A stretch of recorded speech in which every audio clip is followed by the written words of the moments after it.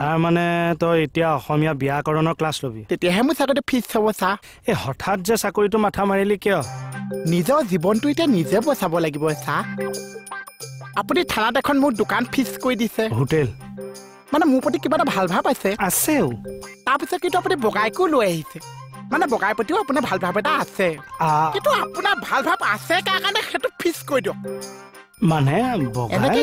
ঘেহাওতে যে মোৰ জীৱনটো আজি ঘেহনি হৈ গ'ল ছাৰ সেইকাৰণে নিজৰ জীৱন নিজে বচাব লাগিছে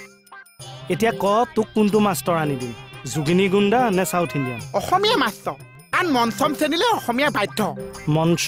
পঞ্চম শ্ৰেণী পঞ্চম তেতিয়াহ'লে তই এটা কাম কৰিব লাগিব তই ব্যাকৰণ জানিব লাগিব বিশেষ্য বিশেষণ খণ্ডবাক্য সমাস অসমীয়া ব্যাকৰণৰ লগতে জতুৱা ঠাঁচ